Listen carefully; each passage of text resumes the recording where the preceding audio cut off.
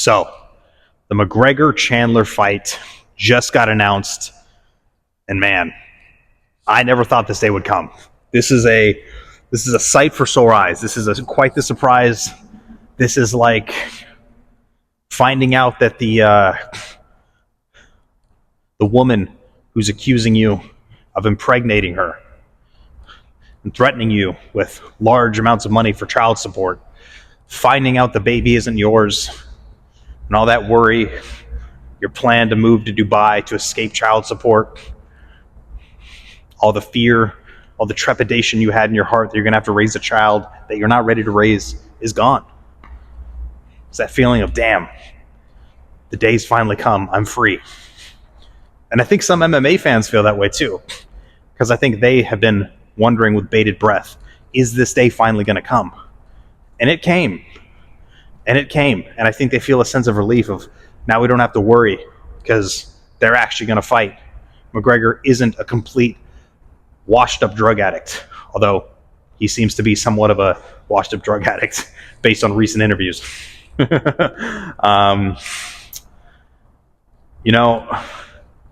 It's interesting because this is not like a competitive, like this isn't like a let's work our way back up to top 5 and then get a title shot. This is Chandler knows he's never going to be champion again.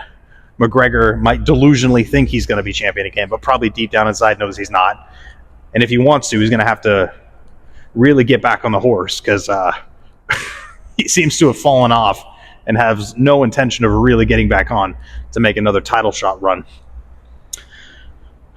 So I think they both know, their career is pretty much done, and they're just trying to get those last couple of money fights in.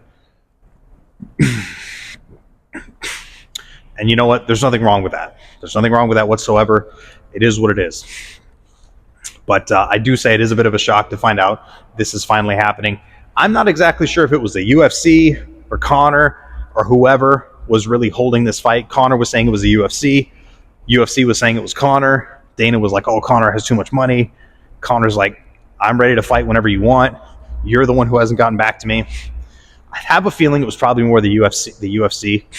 They're known to lie about things and then blame the fighters, which is pretty messed up, but they do it all the time. They have little ways of getting fighters to do what they want, making up little lies to make the fighters look bad if they don't do what they want.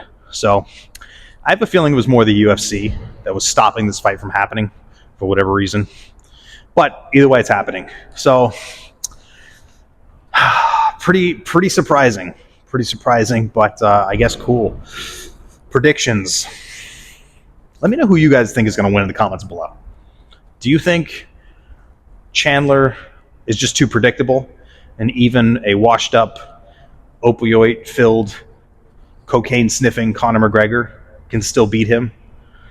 Or do you think Conor is too non-dedicated and washed up that even someone who's as predictable and non-disciplined in their fighting skills as Michael Chandler could beat Conor McGregor? Cokehead Conor. Interesting. I'm not sure. I think Conor has the skill set to be able to finish Chandler. I really do.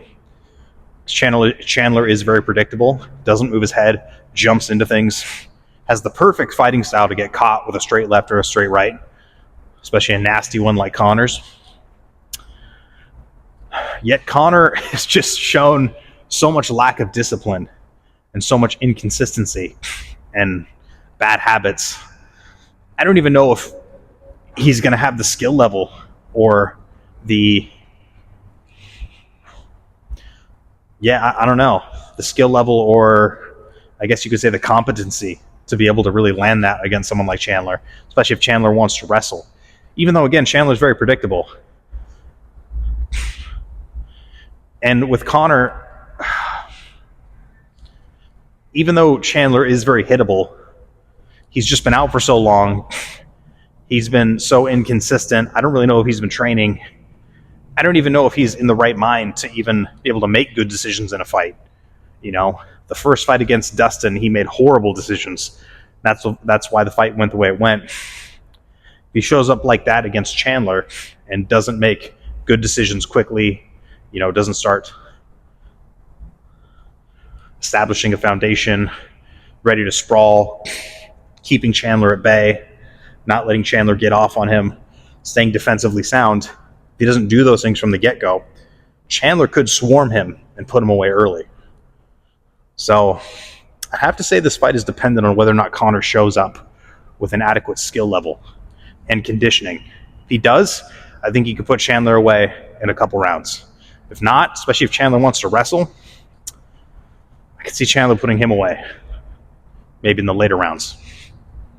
I don't think this fight goes to a decision, but it's going to be interesting. I think this fight's definitely going to end with a knockout.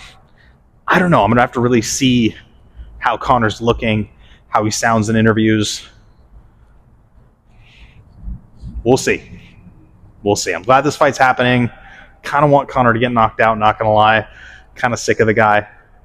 And I wanted to pay for his delusion in a big way.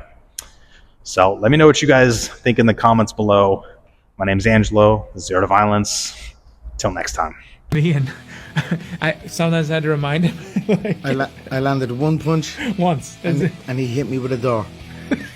Other than that, it was absolutely perfect. That's true. An amazing stunt team, Garrett Warden and Steve Brown, and they were phenomenal with us. They gave us free rein, and we've done a good job.